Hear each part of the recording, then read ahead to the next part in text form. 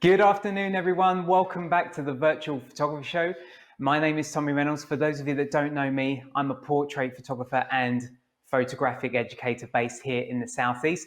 And today we're going to take you through 5 different ways that you can use fill lighting.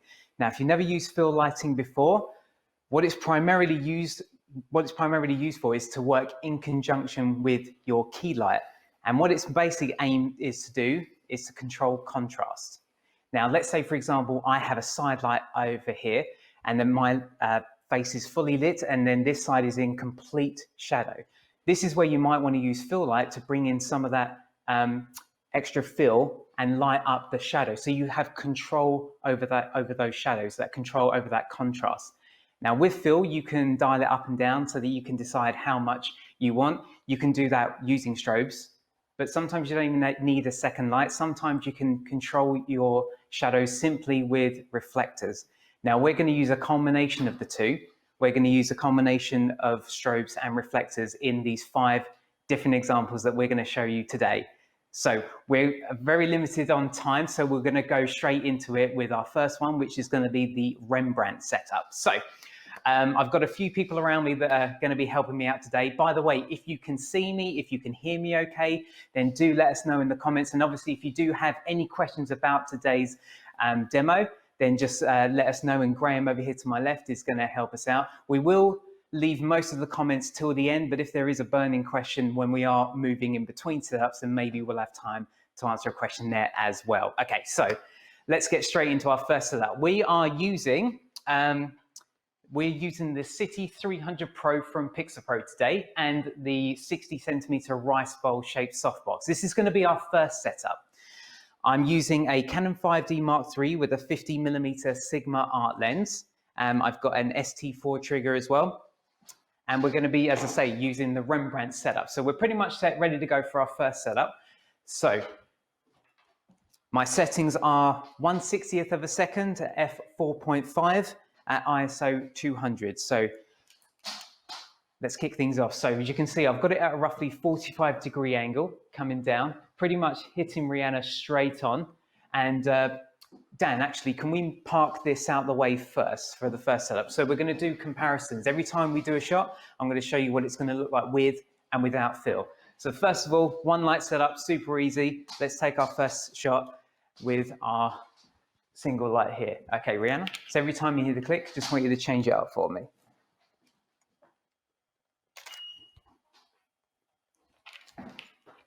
Okay, so the reason you call it the Rembrandt setup is because you get that distinctive triangle on the unlit side of the face, right here.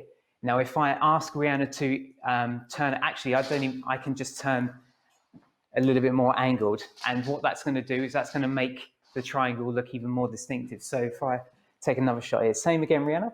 That's it, hold that.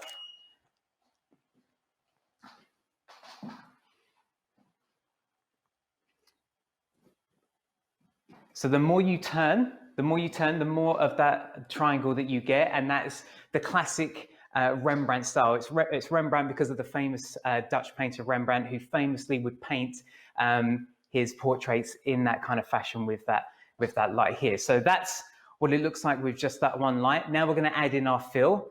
So we're going to add in just a simple reflector now. It's going to start off super easy.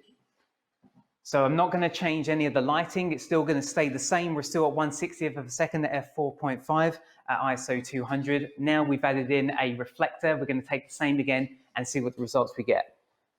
Okay, hold that, Rihanna. Hold that, 1, 2, 3. Cool, so if we compare the two, and this was G, right? And it was N. I always get that confused. Okay.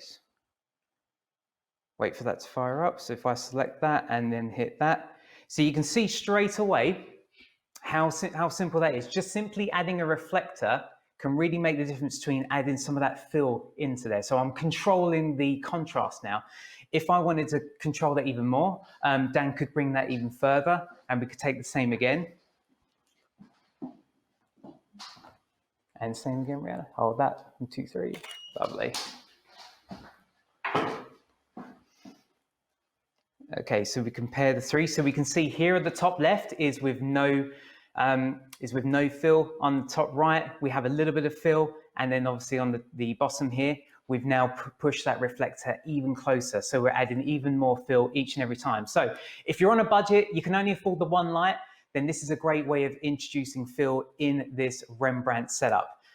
Alternatively, one thing that's worth bearing in mind is just because you're adding fill doesn't necessarily mean it always has to be it has to fill in the shadows. Sometimes you can use fill to take away shadows as well. So there is such a thing as negative fill as well. So conveniently, we can just flip this reflector 180 degrees. And on this side, it's just a black fill. And this is going to be great because, as you can see in this studio, we've got lots of white. So there might be some spill that's hitting the ground or hitting the wall. Now we're going to eliminate that because now we've got what's called a negative fill. So if we bring that even closer, if we can, Dan.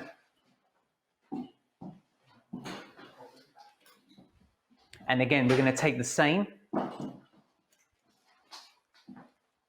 And now we're introducing negative fills. The same again, Rihanna. Hold that, 1, 2, 3.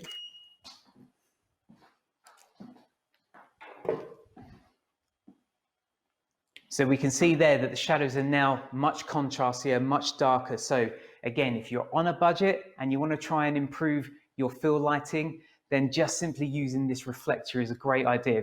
Is this 150? That's the 150 with the handles, yeah. 150 with the handles. So really great, super convenient, especially if you've got a Dan on set that can help hold it when you want to use the negative fill. So that's Rembrandt. So let's go over to our next setup now, because I'm aware we are tight of time and I want to keep it engaging for you guys.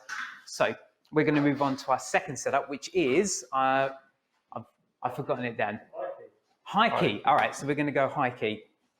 So for this, we're going to go high key. We're going to introduce a white backdrop behind Rihanna, and now we're going to try and create almost the opposite effect that we were getting just a moment ago.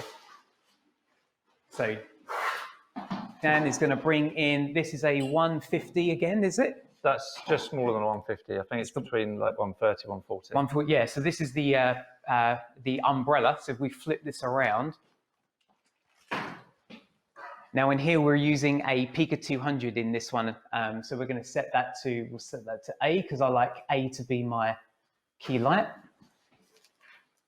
And what we're also going to do, that's all right, Dan, I got it. This is a really fiddly thing. So we're going to use my favorite tool for fill lighting, which is a Ricoh 400. So this is this thing over here. This is my absolute favorite tool to use. It's not used an awful lot. It's quite a specialized item, but when you see the quality that you get, I think you're going to really like it. So I'm just going to pop it on. Have you got anyone in the chat out of interest, Graham? We've had one question by Anthony, but I think you've just kind of answered it. He said, what kind of light can I use for backlighting? And obviously in this case, any light you use for backlighting, you can use for fill lighting as well, generally. What kind of lights do you generally use? You kind of just answered that, but if you want to go over it again. For backlighting? For backlighting, and obviously you could use that for fill as well. Yeah, absolutely what Graham said. There's no kind of right or wrong for backlighting in particular. You can use, in theory, whatever you want. Personally, though, I actually like to use a beauty dish if I'm using a hair light or a rim light. I actually quite like using a beauty dish. I like to use it with maybe a CTO gel in there as well. So you can add separation not only with a light behind, but also with a bit of color as well. And we're not going to jump and delve into hair lights and kicker lights or anything like that. This is more about fill lighting in particular, which is why we're not really paying too much attention today on hair lights in particular. It's more about the fill light. Me personally, I would much rather have a fill light than a hair light, which is why I wanted to go over this in particular today. Okay, so just going to attach this. So this is a little bit fiddly to attach, but once you see the quality, I think you'll really like it. This is going to create a completely shadowless image, which obviously helps if you're trying to create a high key light. And what I like is that I don't need another stand. I don't need another to meter, because I like to meter with this one by eye.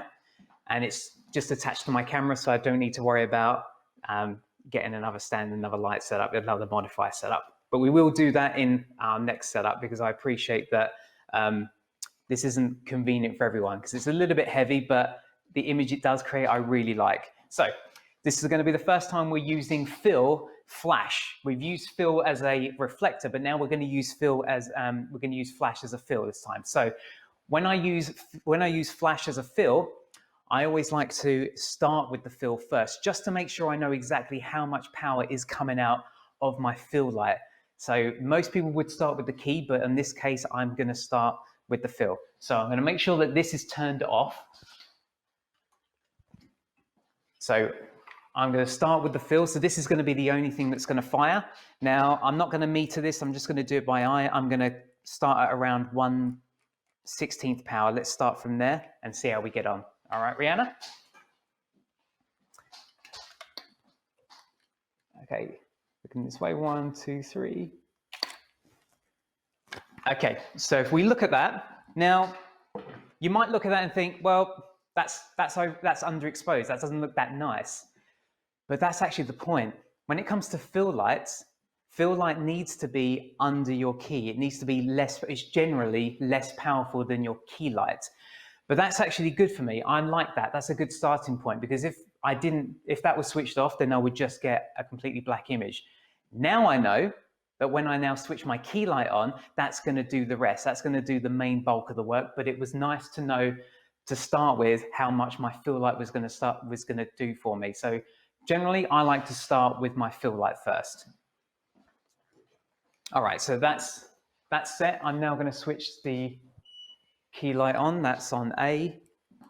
And I'm going to just get this in position. This is going to be positioned fairly similar to the Rembrandt setup, kind of at that 45-degree angle. And as you can see straight away, this is a much larger softbox. The larger the softbox, the softer the light. So hopefully we're going to get a much different image that we got in our first setup.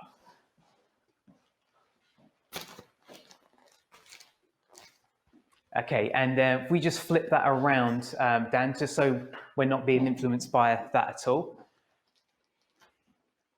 Okay. Now what I'm going to do, actually, I'm going to turn the fill off.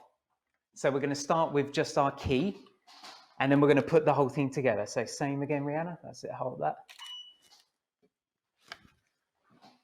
Okay, cool. I'm happy with that. So now I'm going to switch the fill on, and now you're going to really see this flash come together. Okay, so I've not adjusted the power. It's on the same power, but now we've got both of them flashing at the same time. Same again, Rihanna.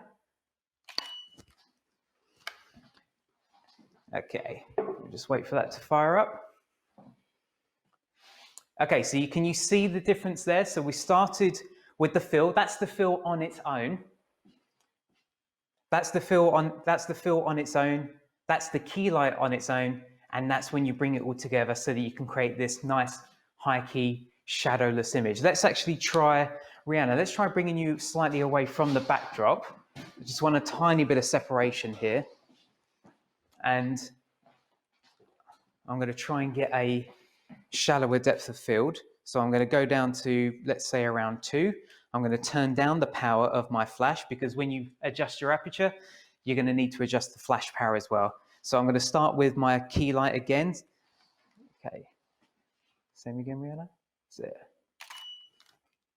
Okay, I'm going to swing that up a touch more. Okay, let's have you front on this time. That's it.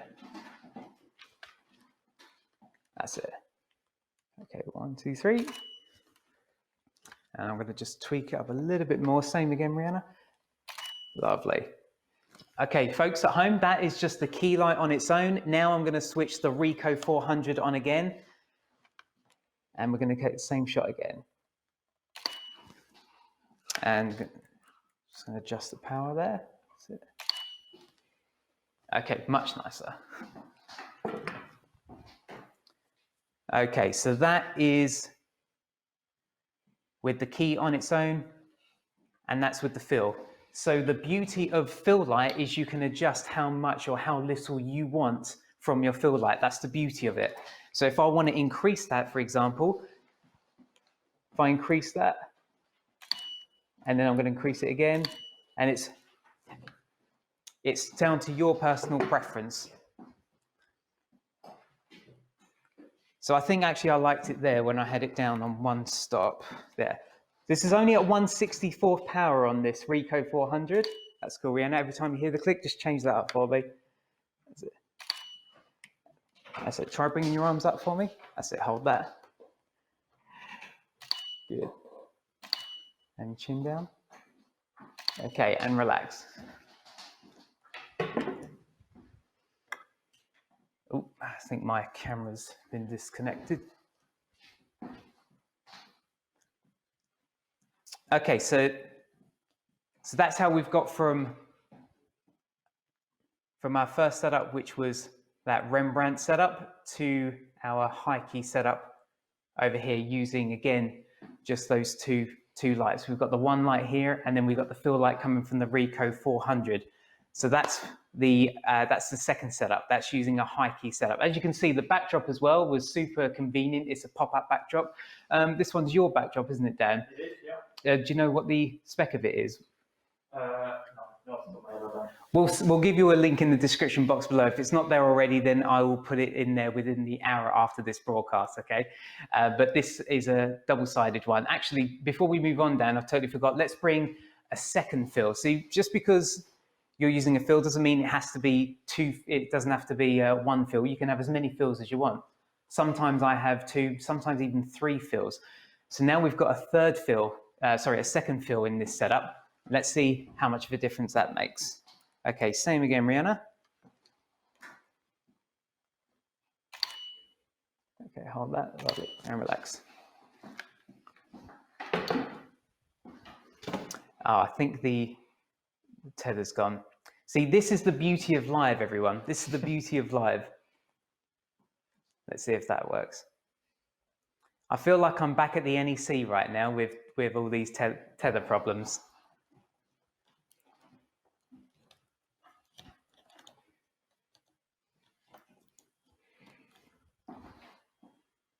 Yeah. Just whilst you're sorting out that, Tommy, I've got a couple of questions. Yeah. So for Mark, how do you use flash fill lighting outdoors when trying to balance against ambient light? The same principles, really. First of all, you've got to dial in your ambient first because treating your key light and your fill light is relatively the same when it comes to working with ambient light. So first of all, I will balance the ambient light first, and then I will adjust my flash afterwards.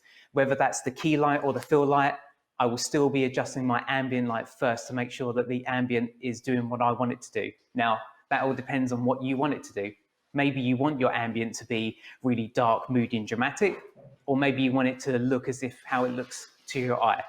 So first of all, dial in your ambient first, and then once you've got that, you don't need to, in theory, touch your settings on your camera.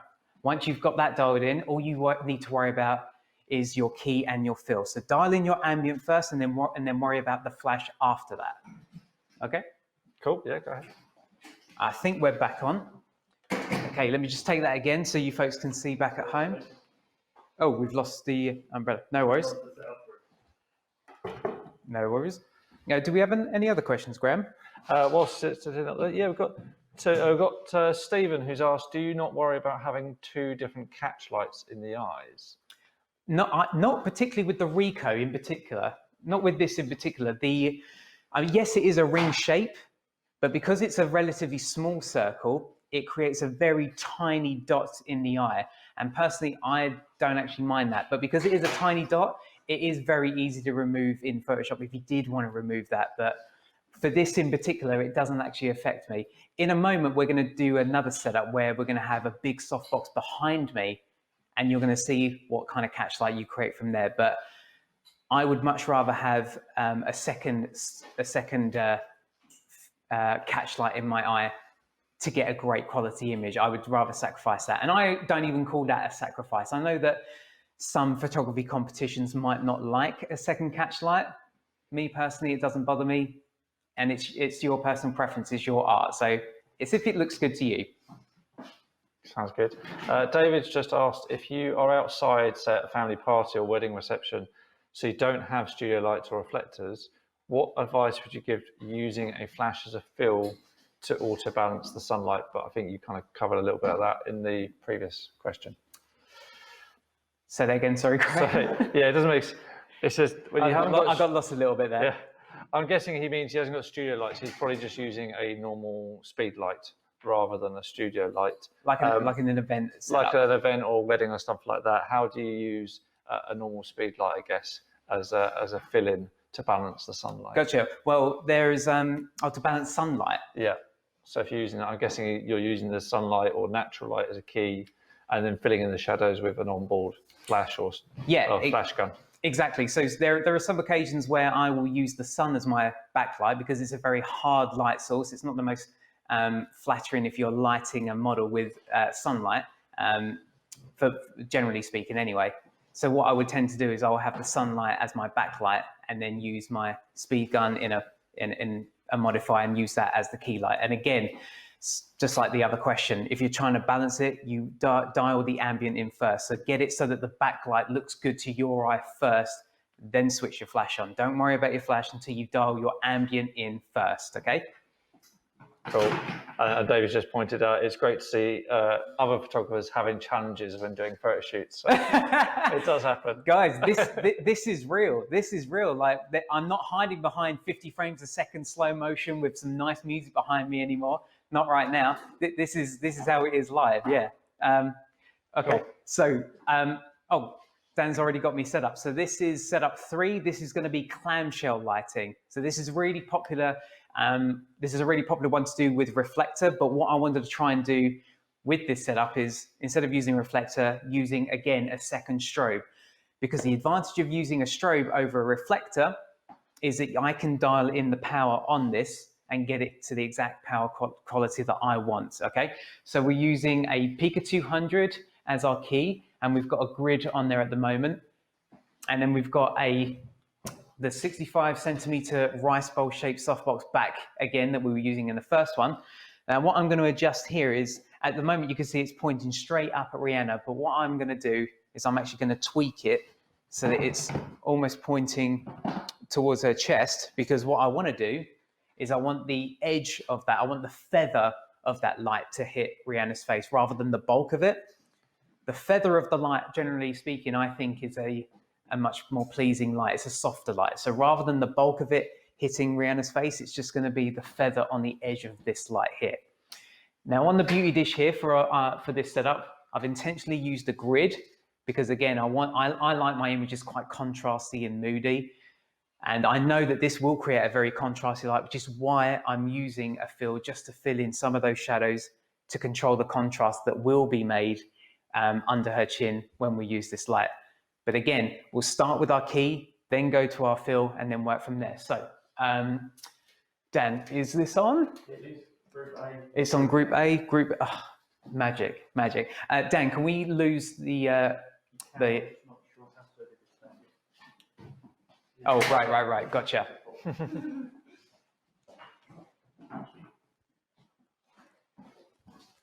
Dan's the man. Gotcha.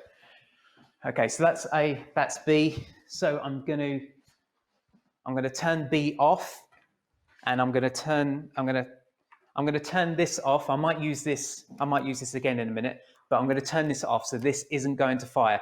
I'm going to leave it on just because it's a bit of a faff to take on and off my camera. Okay, so we're going to start with our key. Again, we've got 1/60th of a second at f2 at ISO 200.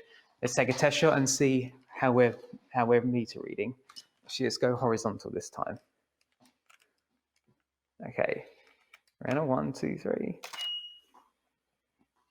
Okay, I think that did fire, and it shouldn't have done, so my bad. Okay, that's now off. All right, same again, Rihanna. Okay, chin down.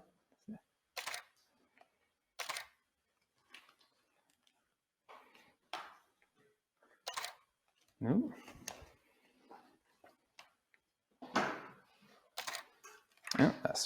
Oh, it is firing. It's sorry, I'm used to hearing a beep.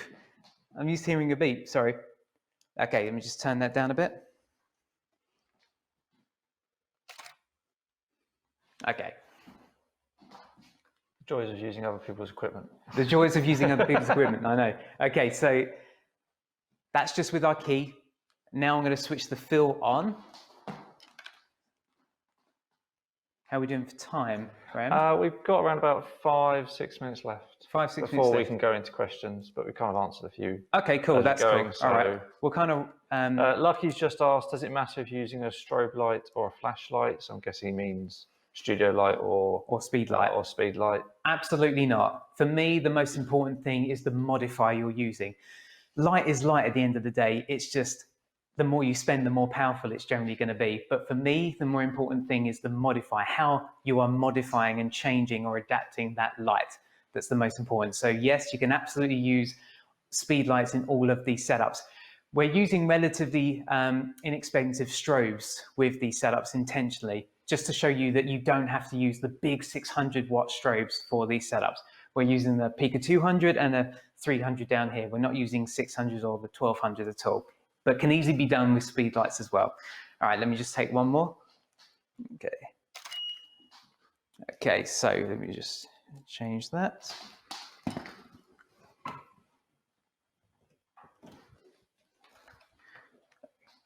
Well, that's hold that, Rihanna. 1, 2, 3. Okay, lovely. I'm going to make one more adjustment. Okay, so we can see when we zoom in here. So we can see the catch lights here. Now, we're seeing other catch lights, but that's from the studio lights here. Now, they're not affecting the light. If I turn this off and take another shot here, you can see it's very, very faint, very faint. To prove a point, I'm going to whack my aperture right up to say f6.3, so we get a totally pitch black. So now any shot I do take is going to be influenced by the flash only and not by the ambient in the room. Okay, 1, 2, 3.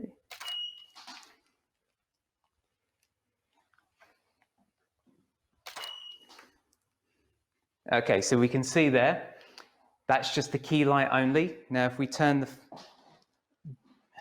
our fill light on that's underneath, that's by my knees, and by slowly bringing that up and down, again, you choose how much power on the fill you want. If you want more fill, I'm just going to increase the power a little bit more to 32 power. And okay, so that we're starting to get too much now, because now we're starting to get like a little horror film thing going on. That's why you often see in horror films people lit from below, because we're just not naturally used to seeing it. So if I bring that back down, same again, Rihanna.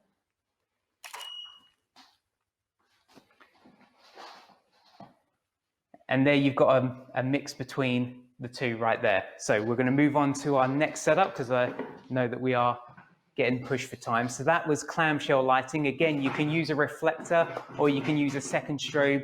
It just gives you more control, more. If you are using a second strobe, you can just dial that power up and down. Cool. Mark's just asked about clamshell lighting. How do you minimize hotspots, particularly in clamshell lighting?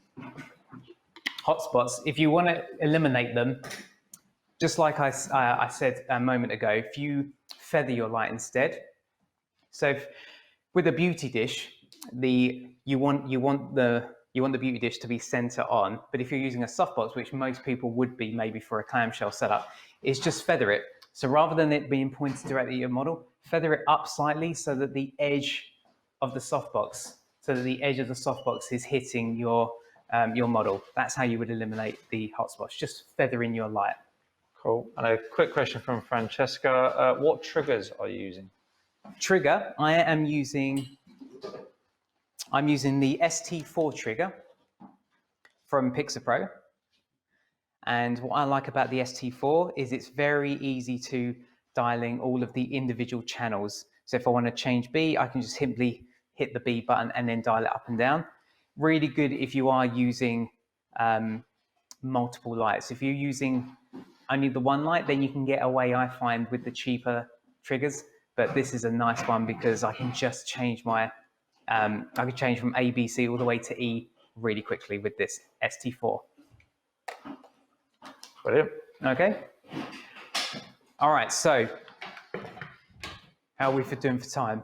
We've got 10 minutes? 9 minutes left in total. 9 minutes left. All right. Obviously, we're answering questions as we go because it's taken a little while to set up. So for this one, we're going to use a really hard light source. So Dan's just getting my next setup ready for me. We're using a standard 7-inch reflector here. Now you can see that I've done a bit of a bodge job here because my grid wouldn't quite fit inside this reflector. This is a 30-degree grid, so this is going to be a really harsh, channeled, focused, and controlled light. But we're going to balance that with this really big fill light that Dan's going to set up for me right now. So I'm going to get this set up. I'm going to park this out of the way.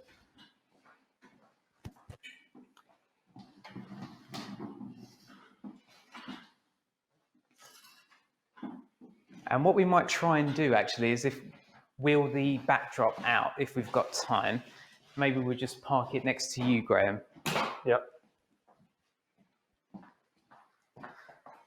So for this one, we're going to be using, as I say, this massive, big, soft light as our fill, and this 7-inch reflector here as our key.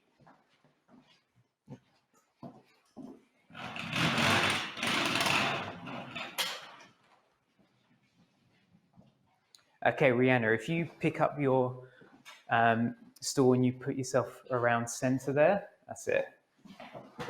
That's it.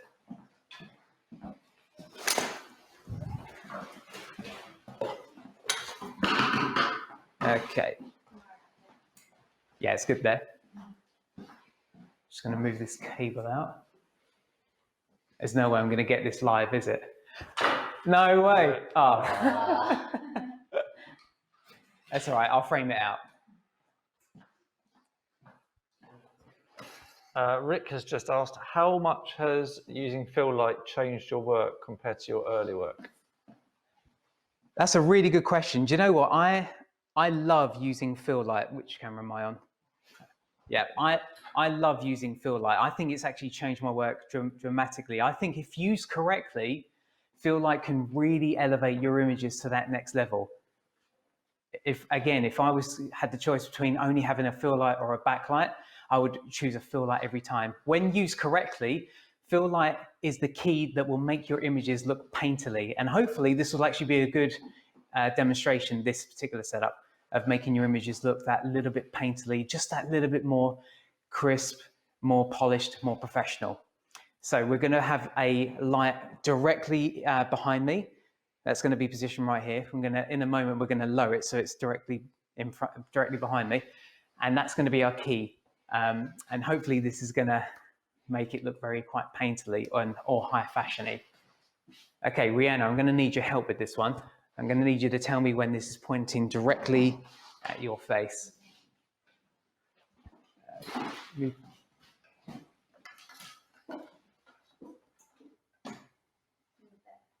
little bit there? Yeah? Okay, I am going to take just a test shot. I'm going to take a test shot with, we're here. I'm going to take a test shot with just the key light on its own. So I'm going to turn my fill off. Okay.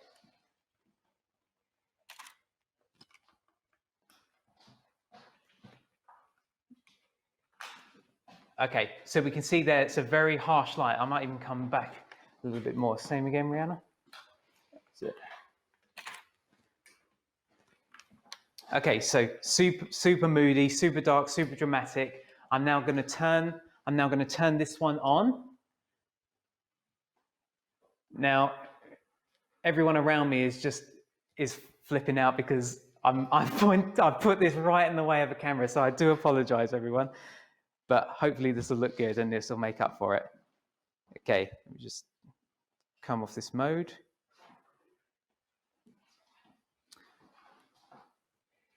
Oops, okay. So I'm going to turn my fill light on, and that's directly behind me, so we can push it this way. That's cool, yeah. Okay, let's take it. I'm going to turn A off. I'm going to turn my key light off, and I'm only going to have the fill light firing behind me. Okay, you can see Rihanna a touch, but I want it a little bit more. Again, this is the beauty of the fill. You dial in how much power you want, how much control you want. I'm going to go even higher actually, to a quarter power. Okay, I'm happy with that. I'm now going to turn the key light on. Remember guys, the fill light doesn't need to look pretty. I know it doesn't look pretty right now, but that's because my key light isn't on at this moment. So I'm going to turn that key light on, and we're now going to put the two together. Okay, so if we now compare that with the key light on its own, and that's with both combined, I might even decide to put the fill light even higher. So same again, Rihanna, hold that.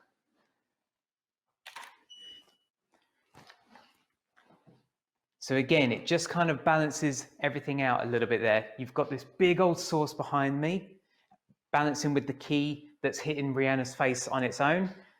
So it's kind of still, your eye is still kind of drawn to her face because that's the main thing that's being lit, and that's her key light. If I wanted to, I'm actually going to turn the Ricoh on, and I'm going to go straight to 1/8 power. So I'm going to have two fills now. So let's see what adding the Ricoh does as well. So same again, Rihanna. So it just gives you that extra little pop. I might even come a little bit closer.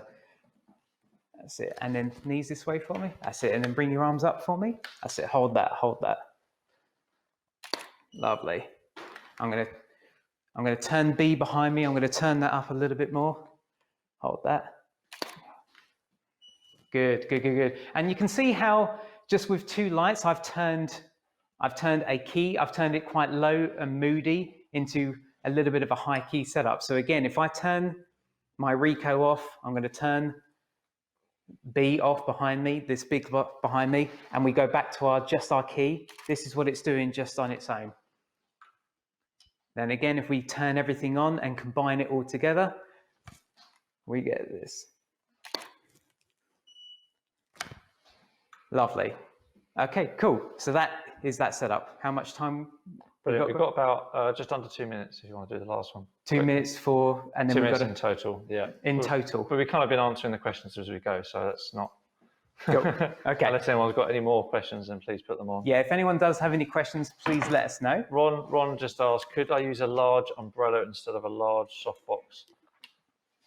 Absolutely, yeah. You absolutely can. Because this umbrella is firing towards the light, coming backwards, then it's going to create a slightly softer light. The softbox will still give you a very similar effect though, so absolutely, yeah, you can use a softbox instead of an umbrella. So for this last setup, I've never done this before, so I thought, why not do it live? So we're going to try and use gels. This is something I don't usually do an awful lot, but I thought it'd be a really good example to show you guys at home. So what we're going to do is we're going to use a blue gel as our fill. We're going to use a key. I forgot what I said I was going to have as my key. Cheat sheet. So we made the cheat sheet this morning. Snoot, that's it. Well done. It's a good thing we wrote it down. So this is going to create a very harsh light. This is a standard snoot, again, from Pixapro. They also have the optical snoot as well, which I really love. But again, we wanted to keep things a little bit inexpensive. Yeah, this is much easier to come by. The optical snoot, you don't have to worry about putting a lens on it as well. If you want to check out more about the optical snoot, you can look at my YouTube channel where I do have many other lighting tutorials. But this one is a good one. This is the first one I got. We've got 15 seconds left, guys. 15 seconds left. Okay, and then we're getting kicked off. Okay, that's B. Let's see how quick we can do this, Rihanna. Come on. Okay, square on her face. See, this is what people really came to watch now, this stress. Okay. Okay, let's put B way down because it's only our fill. Is this A, Dan?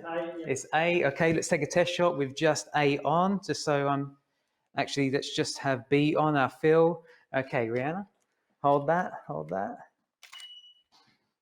Okay, we've got a bit of blue there. I'm going to turn it up a little bit more. And then, cool, let's put our key light on and let's mix the two. Do you reckon that's looking square at you, do you think? Okay, let's try and put it all together. Okay, not too bad. There you go. That's not actually too bad. So we're combining the two there. We're introducing the blue as our fill. That's hitting the shadows. And we can control that. We can dip it up and down, but the snoot is just hitting her face. And as we saw in the previous there, if we just have the blue on its own, then it's obviously not very pretty. But then when we combine the two, it makes it a little bit more dynamic. Because if I did take this off and we shoot without a blue gel and do the same again, Rihanna, then it doesn't look as interesting as when you add a gel, just to make it a little bit more interesting. And that concludes this demo live. I'm sorry we overran. Everyone at the Photography Show tech team, thanks ever so much for having me. I think we're going to just go straight over now. Are you hearing that in your ear, Graham? I haven't heard anything yet. You haven't heard anything? We might already be cut off. I could be talking to no one right now. But guys, thanks ever so much for watching. If you liked it, please make sure you hit the like or share button or subscribe on my YouTube channel if you haven't already done so. But thanks ever so much for listening to this and coming along to the Photography Show. Hopefully I can see you all in September when we actually do this at the NEC with just as many problems live as we probably had here today. But I hope you enjoyed it and I'll see you again soon.